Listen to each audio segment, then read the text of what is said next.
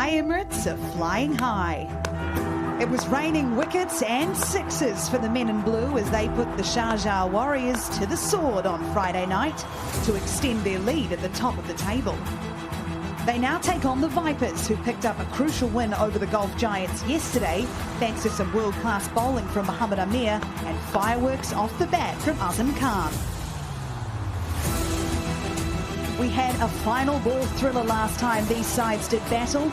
Will the Vipers go back-to-back, or can MI Emirates get sweet revenge?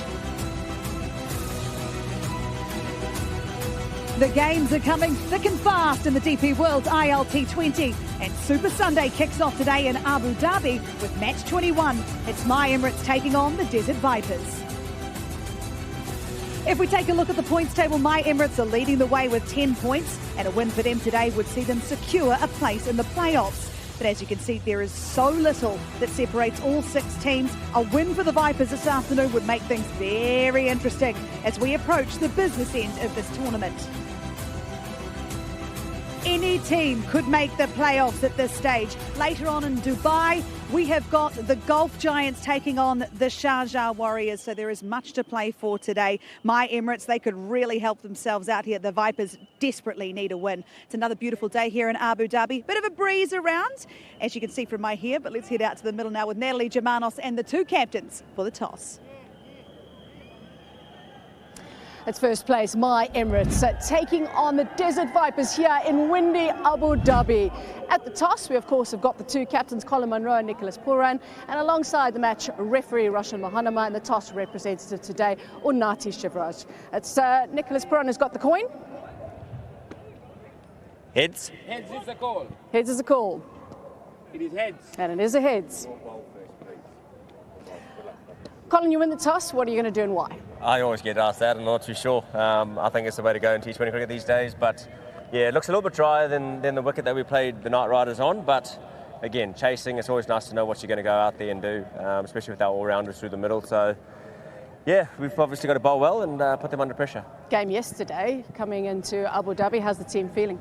Yeah, I think a lot better spirits. I think we played more of a complete game, if that's something that we're striving towards. Still bits and pieces to learn and to grow from that game, but I think we were in control large periods of that game last night. It's just trying to maybe finish off the bowling innings better, and hopefully we've learned that and can come today and put on a better performance.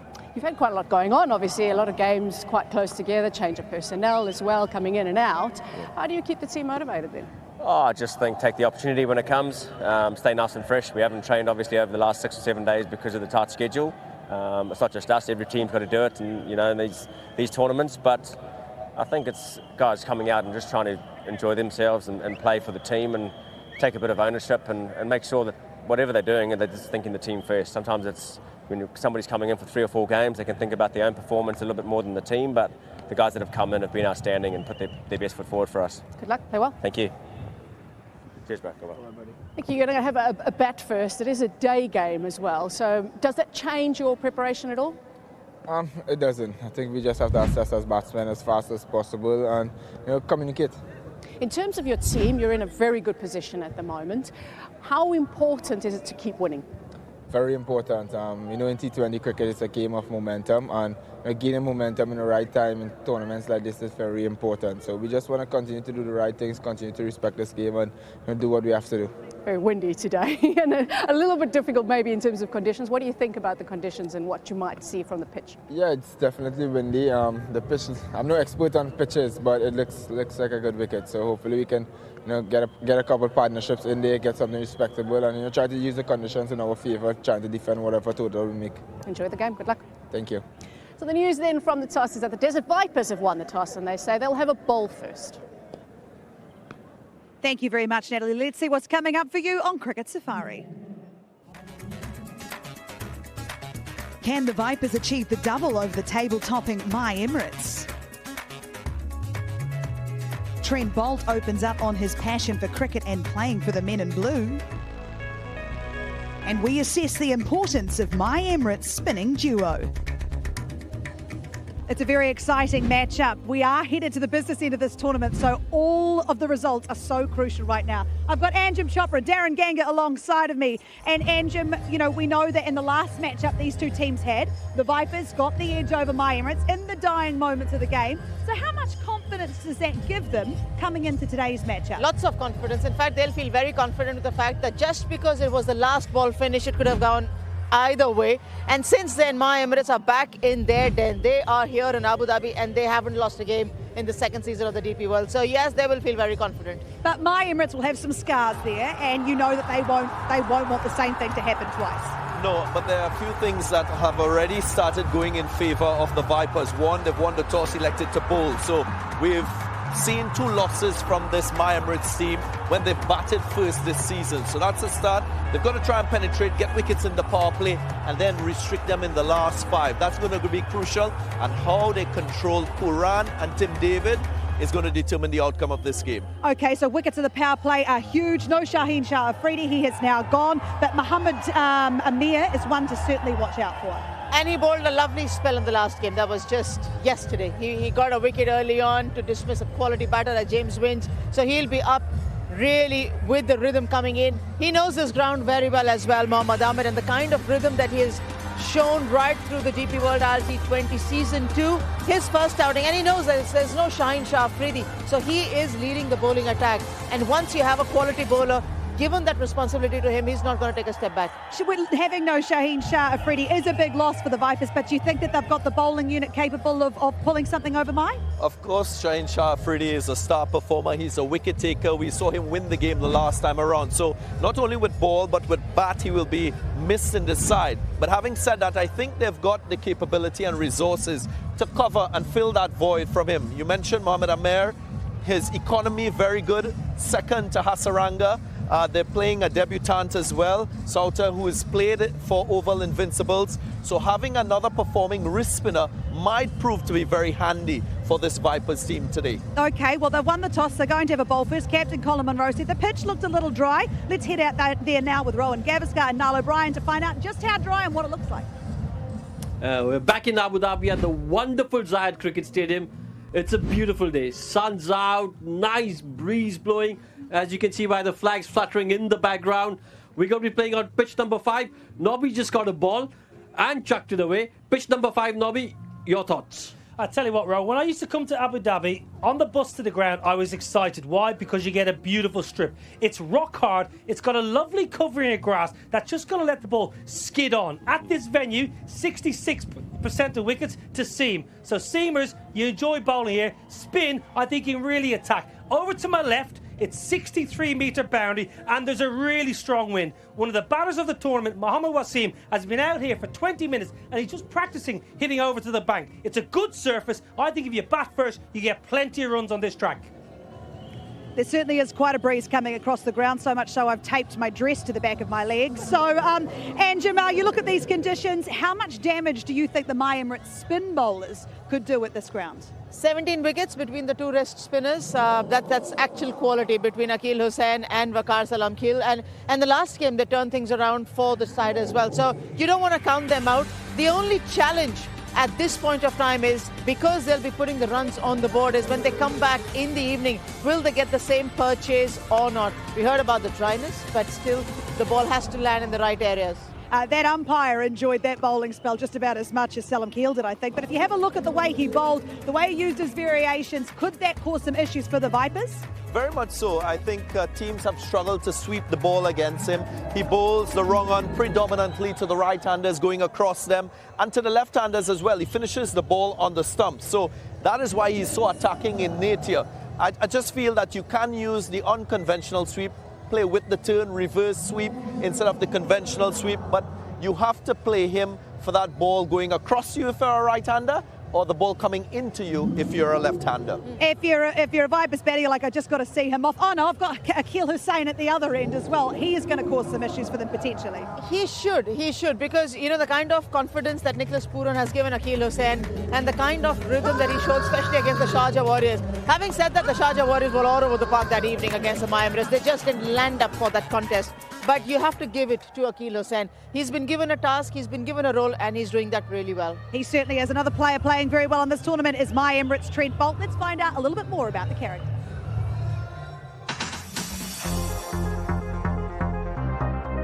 Trent Bolt is hardworking but very relaxed, competitive but goes with the flow, and loves his cricket very much.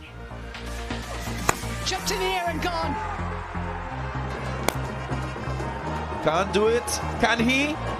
Does it well. Speed. I am getting older, but yeah, I've enjoyed my time so far in the tournament. I've played a lot of cricket in this part of the world, so I'm becoming even more and more familiar with the conditions, but I think the standard and the quality has gone up even further from last season, so it's been exciting to be a part of it. I played a lot of cricket at Abu Dhabi Stadium. It's a great stadium. The conditions change across the time of the year, and obviously being in the middle of winter, I think it's been helpful towards the seam bowling, which is exciting. Generally there's a bit of wind there that offers, you know, an opportunity to get hit into the wind or get hit downwind. So some good challenges, but it's always been a place I've enjoyed bowling and got some great memories there. I'll tell you one thing I've learned from this tournament and probably taken motivation from is getting alongside DJ Bravo, who is a guy that's played 600 T20 games. It's a lot of cricket. It's motivational, it's inspirational. And although I've played a lot of cricket, I still want to get better and try to learn new skills. So it's been good opportunities in that regard, but yeah, there's games every second day. You've got to be fit, you've got to be doing the right things off the field in terms of refreshing and making sure your body's good, because once the first ball is bowled, it's all on. So it's a challenge that I love, and I've definitely been loving the tournament so far. Up in the air, can he get around Trent Bolt? Oh, yes he can, yes he can! Yeah, a little bit of, how do you say, surprise sometimes when things stick one-handed, but yeah, we do a lot of training, a lot of catching. You catch a lot of balls throughout the week, and yeah, when it just goes up in the air like that in the game, things just take over, and it's always a great feeling when they stick. There was one when I hit the ground quite hard and thought I'd hurt my back, and then Bravo jumped on me, and Bravo's not the smallest man in the team, so I thought it might have been him jumping on me. Yeah, batting is a big thing of enjoyment for me. I like to go out there and have fun. Same thing with the catching. I'm very surprised if it sticks one-handed, but I'm more surprised if I swing and connect and somehow seem to put one into the stands. So I've been lucky enough for the last couple of seasons to hit a couple of sixes, but yeah, I wouldn't class myself quite the all-rounder yet.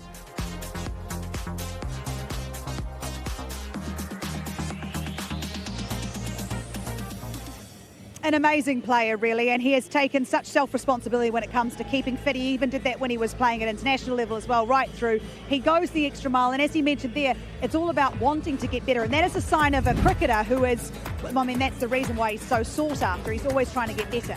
Well, Laura, you took the words out of my mouth. At 34 years of age, he's supremely fit, athletic. He's got the skill set and a body of knowledge of over 200 T20 international matches.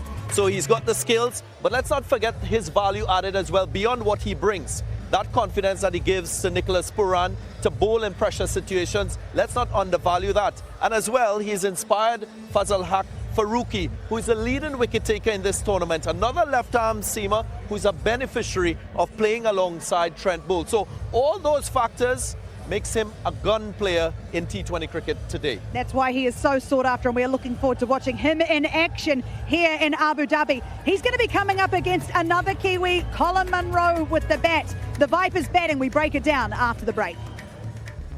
Welcome back to Abu Dhabi. The Vipers have won the toss. They are going to bowl first, which means MI Emirates with the bat. Talk us through the team, Anjum Chopra. Mohammad Wasim right at the top will be looking to have another good partnership with Kusal Perera. Not a lot of change. Ambati Raidu comes in, of course, when they are batting in. Odean Smith is slated. I hope he gets the ball in the hand in the second half of the game. But yes, no changes, and there doesn't need to be a change in the team. Darren Ganga, a slight change for the Vipers today. Yeah, well, this team got the better of MI Emirates the last time around in match 15. A debutant, of course, for Nathan Souter. We'll see him there. The Australian-born English cricketer gets his chance. They'll open the batting with Mustafa and Alex Hales. Munro got a half century in the last game, so too Azam Khan. So they're batting coming to their own. Wanindu Hasaranga, he's the star performer and will have to perform with the ball alongside Mohammad Amir. Absolutely. Now, you made mention of the fact that some of the batters for the Vipers last night did make runs. The first being Colin Munro, their captain, been a bit light on the runs, to be fair, this tournament. But once he gets going, he is very hard to stop, Anjem Chopra. What do you like about him? The striking ability, for sure, that's right on top. He's a left-hander that even supersedes his striking ability. He's always classy through the cover region. The fact that he knows how to change gears, and he's done that a couple of occasions. That half century was essential, not only because he wanted to be in form, but also because he wanted to carry his team forward and win that game. So it was a quality note. He plies his trade all around the world. He is very, very good at what he does. He doesn't like a lean trot. No batters do, but it's great to see him back scoring runs for his team. What I like about Colin Munro is how invested he is in the franchise teams that he plays for. This team, they've not been very consistent, but you can sense when you interview him, when you speak with him, that he knows that this team could perform better, and he wants to take personal responsibility for the outcomes that they have achieved. And that half century in the last game will please him. It will give him a whole lot of confidence, but he's a wholehearted cricketer, and he will perform as best as he can all the time. He's a great guy, and I'm not just saying that because he's a Kiwi. Azam Khan, another great guy and a player who was man of the match last night. Superb with the bat. He is so destructive when he wants to be. He can hit the ball a country mile. And he showed his class there as well. There was no real urgency, but the manner in which he came out, he must have come out with a purpose, because at the previous occasion, than yesterday, he didn't have a great day with the bat. With the gloves also, he had a pretty average day. So I thought he came out with a purpose to make an impression and tell the world cricket, I am there with the bat. Absolutely. Hasaranga is a name that you mentioned just earlier. MVP, looking at that red belt, thinking that's his. He is playing incredibly well in this tournament. He's got a point to prove. He's taken 11 wickets so far in the competition, and guess what? His economy rate is less than a run a ball. So just imagine his economy rate for over. And the fact that he is a wicket taker, you have a guy like that in your team, you can control the game. And that is what Colin Munro is doing. He looks to read the situation, he looks to use Hasaranga in a desperate sort of situation to get wickets, or if they're trying to contain the opposition batters. They're just looking for another like him. That's why they've gone with Salter. Yeah, it's going to be very interesting. The big matchup I'm most interested in, I think, tonight is Hasaranga v Pooran. How do you think that's going to go? Pooran's way, absolutely Pooran's way, because he will read him very nicely. He's being a left-hander. If the ball comes in, which it really rarely does, he would dominate. And if it goes away, which Pooran likes, I'm sure he's going to have a matchup, probably win the battle over Hasaranga. What do you agree? I know he loves his spin. Pooran is very much aware of his strengths as a batter. That is why he's rated as one of the best in T20 cricket. He knows that this team got the better of them the last time around, so there's a little bit of a grudge match in his mind, and he doesn't like to lose, I'll tell you that. I don't want to bring this up, but I'm going to. You're such a lovely man, Darren, but you fell off your perch a bit last night. So let's talk about predictions. I can't believe you finally lost one. What's your predictions today, quickly, Anjem? MI Emirates. MI Emirates for you, Darren? Well, yeah. Well, here we go. MI Emirates taking on the Desert Vipers here at Zayed Cricket Stadium. The Vipers are going to have a bowl first, which means you're going to see MI Emirates in action. Thank you guys so much for your time today. You're fabulous as always. Stay with us. We take a short break. When we come back, live cricket in the DP World ILT20.